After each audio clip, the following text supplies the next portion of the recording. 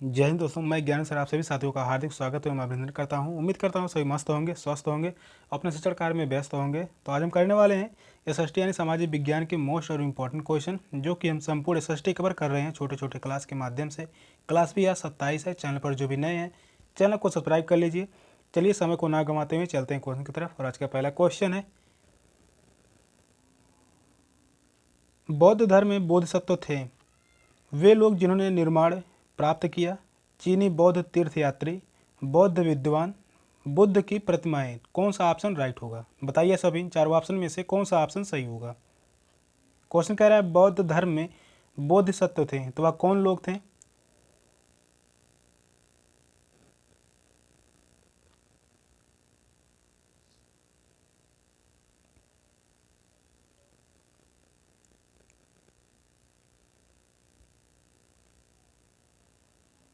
बोधिसत्व वह लोग थे जो जिन्होंने निर्माण प्राप्त किया था। तो क्वेश्चन का राइट आंसर होगा ऑप्शन ए। जिन्हें ज्ञान की सिद्धि हो जाती है वे बोधिसत्व माने जाते थे। जातक कथाएं बोधिसत्व के रूप में बुद्ध के पिछले जीवन की कुछ कथाओं में चित्रित करते हैं। तो इस क्वेश्चन का राइट आंसर होगा ऑप्शन ए। फर्स्ट ऑप्शन जो है वह राइट है। नेक्स्ट क्वेश्चन है, चोल साम्राज्य में सभा का सदस्य बनने के लिए निम्नलिखित में से कौन सी एक शर्त नहीं थी? पूछा है वह कौन सी शर्त थी जो नहीं थी। उनकी उम्र 25 से 70 वर्ष के बीच में होनी चाहिए, उनके पास अपना घर होना चाहिए, उन्हें वेदों का ज्ञान होना चाहिए, उन्हें भूमि का स्वामी होना चाहिए जहां से भू राजस्व वसूला जाता है। कौन सा ऑप्शन राइट होगा? बताइए सभी, चारों ऑप्शन में से कौन सा ऑप्शन सही होगा।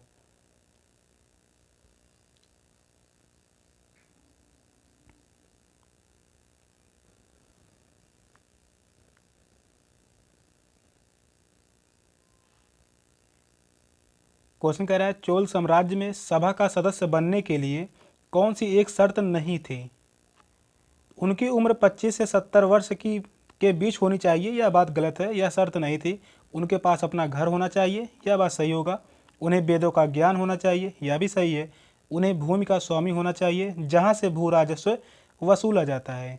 तो इस क्वेश्चन का राइट आंसर होगा ऑप्शन ए। फर्स्ट ऑप्शन जो है वह राइट है। पूछा है वह कौन सा शर्त है जो नहीं है, तो वह है फर्स्ट। फर्स्ट ऑप्शन जो है वह राइट है। नेक्स्ट क्वेश्चन है, रॉलेट अधिनियम 1919 का विरोध किया गया था क्योंकि इसने मुसलमानों के लिए पृथक निर्वाचन क्षेत्र का अधिकार प्रदान किया था, इसने भारतीयों के हथियार रखने पर रोक लगाई थी, इसने अभिव्यक्ति की स्वतंत्रता जैसे मौलिक अधिकारों पर अंकुश लगाया तथा पुलिस को और अधिक अधिकार दिए थे, प्रांतों में द्वैध शासन लागू किया था। कौन सा ऑप्शन राइट होगा? बताइए सभी, चारों ऑप्शन में से कौन सा ऑप्शन सही होगा। यह क्वेश्चन जो है पूछा गया है, काफ़ी बार इंपॉर्टेंट भी है।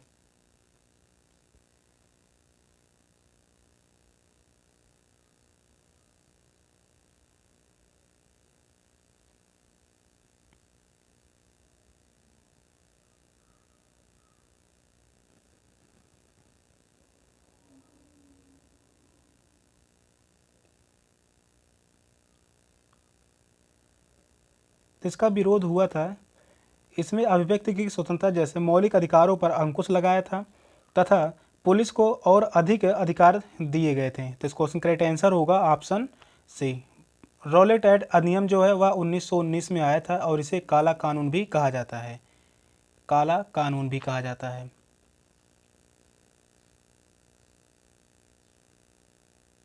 रॉलेट एक्ट को काला कानून कहा जाता है, किस लिए? क्योंकि इसमें बिना वकील, बिना अपील, बिना दलील के ही गिरफ्तारी का अधिकार था। तो इस क्वेश्चन का राइट आंसर होगा ऑप्शन सी। नेक्स्ट क्वेश्चन है,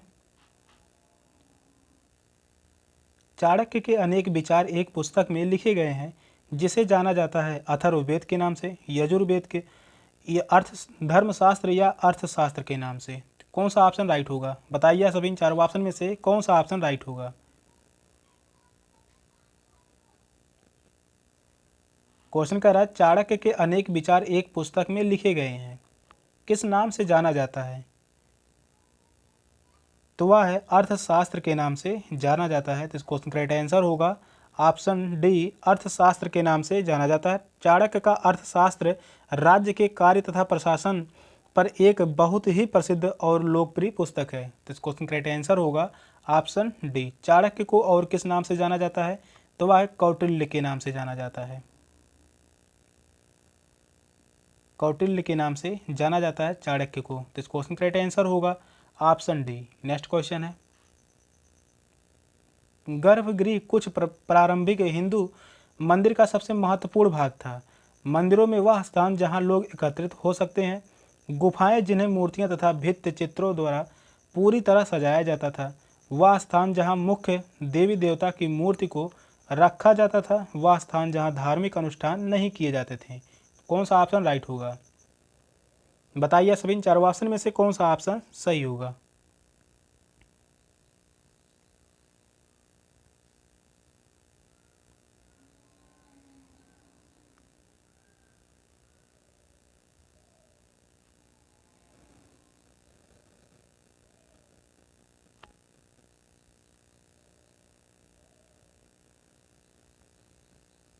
तो इस क्वेश्चन का राइट आंसर होगा ऑप्शन सी, वह स्थान जहां मुख्य देवी या देवता की मूर्ति को रखा जाता था। तो इस क्वेश्चन का राइट आंसर होगा ऑप्शन सी। गर्भगृह कुछ प्राचीन हिंदू मंदिरों में सबसे महत्वपूर्ण भाग होता था।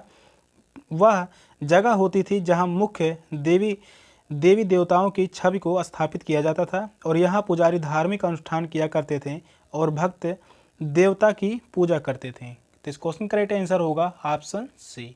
नेक्स्ट क्वेश्चन है, निम्नलिखित में से घास भूमियों में कौन सी अमेरिका मूल निवासियों का निवास स्थल है? Steppe, pampas, welds, prairies. कौन सा ऑप्शन राइट होगा?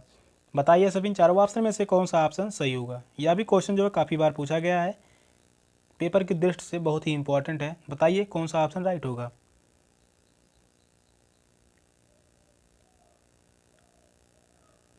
क्वेश्चन कह रहा है घास भूमियों में से कौन सी अमेरिका मूल निवासियों का निवास स्थल है?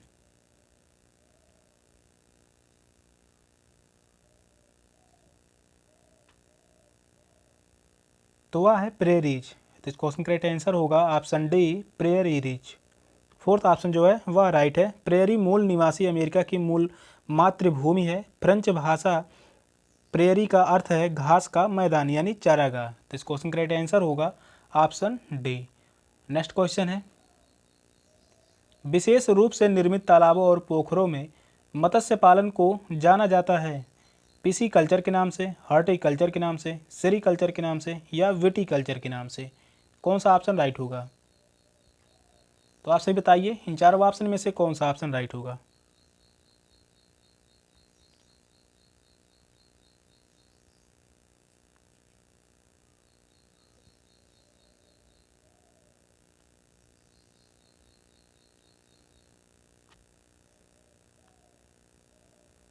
तो वह जाना जाता है पीसी कल्चर के नाम से। तो इस क्वेश्चन का राइट आंसर होगा ऑप्शन ए, पीसी कल्चर के नाम से। वाणिज्यिक उपयोग के लिए मछली पालन विशेष रूप से निर्मित टैंक में अच्छी गुणवत्ता की मछलियों का प्रजनन किया जाता है और इसे जो है पीसी कल्चर के नाम से जाना जाता है। तो इस क्वेश्चन का राइट आंसर होगा ऑप्शन ए।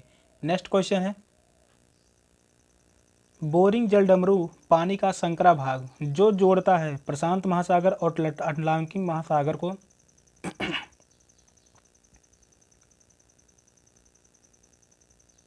बोरिंग जलडमरू पानी का संकरा भाग जो जोड़ता है प्रशांत महासागर और अटलांटिक महासागर को, आर्कटिक महासागर और प्रशांत महासागर को, हिंद महासागर और प्रशांत महासागर को या अटलांटिक महासागर और हिंद महासागर को। कौन सा ऑप्शन राइट होगा? तो अपने अपने हिसाब से बताइए इन चारों ऑप्शन में से कौन सा ऑप्शन राइट होगा?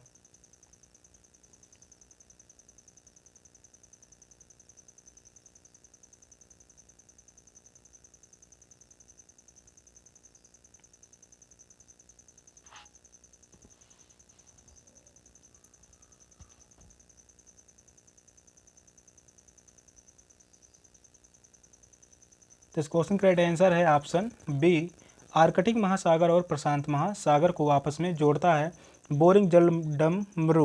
बेरिंग जो है जलडमरू मध्य के उथले पानी में एक संकीर्ण जलमार्ग है जो आर्कटिक महासागर और प्रशांत महासागर के बीच रूस और अलास्का के अमेरिका राज्य को जोड़ता है। इसका नाम जो है डेनमार्क के एक अन्वेषण वायंटस बेरिंग के नाम पर रखा गया है। किसके नाम पर रखा गया है? तो वह रखा गया है वायंटस।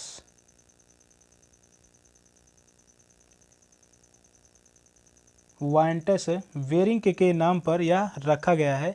जिसने खोज की थी। तो इस क्वेश्चन का राइट आंसर होगा ऑप्शन बी, सेकंड ऑप्शन जो है वह राइट है। नेक्स्ट क्वेश्चन है 21 मार्च और 23 सितंबर को पूरी पृथ्वी पर दिन और रात बराबर होते हैं, इसका कारण क्या है? सूर्य की किरणें विषुवत वृत्त पर सीधी पड़ती हैं और इस स्थिति में कोई भी ध्रुव सूर्य की ओर झुका नहीं होता है। सूर्य की किरणें कर्क रेखा पर सीधी पड़ती हैं और इस स्थिति में ध्रुव का झुकाव सूर्य की ओर होता है। सूर्य की किरणें विषुवत वृत्त पर सीधी पड़ती हैं और इस स्थिति में एक ध्रुव पर झुकाव सूर्य की ओर होती है। सूर्य की किरणें मकर रेखा पर सीधी पड़ती हैं और इस स्थिति में एक ध्रुव का झुकाव सूर्य की ओर नहीं होता है। कौन सा ऑप्शन राइट होगा? यह भी जो क्वेश्चन है बहुत ही इंपॉर्टेंट है, पूछा भी गया है और पूछा भी जाएगा। बताइए सभी इन चारों ऑप्शन में से कौन सा ऑप्शन राइट होगा?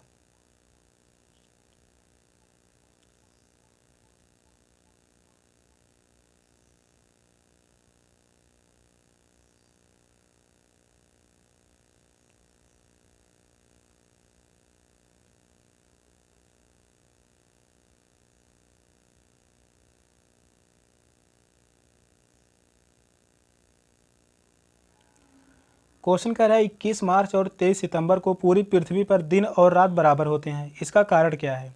तो वह सूर्य की किरणें विषुवत वृत्त पर सीधी पड़ती हैं और इस स्थिति में कोई भी ध्रुव सूर्य की ओर झुका नहीं होता है। तो इस क्वेश्चन का राइट आंसर होगा ऑप्शन ए, पृथ्वी पर 21 मार्च और 23 सितंबर को दिन और रात बराबर होता है। यही कारण है कि सूर्य की किरणें सीधी भूमध्य रेखा पर गिरती हैं और इस स्थिति में सूर्य की ओर किसी भी ध्रुव का झुकाव नहीं होता है। इस खगोलिक घटना को विषुवत वृत्त के रूप में भी जाना जाता है। तो इस क्वेश्चन का राइट आंसर होगा ऑप्शन ए। नेक्स्ट क्वेश्चन है सामाजिक विज्ञान के शिक्षण में प्रयोग की जाने वाली भाषा कैसी होनी चाहिए? प्रमुख समूहों का प्रतिनिधित्व करती हुई, पक्षपातपूर्ण, तटस्थ और संवेदनशील, मुश्किल। कौन सा ऑप्शन राइट होगा? तो बताइए सभी इन चारों ऑप्शन में से कौन सा ऑप्शन सही होगा?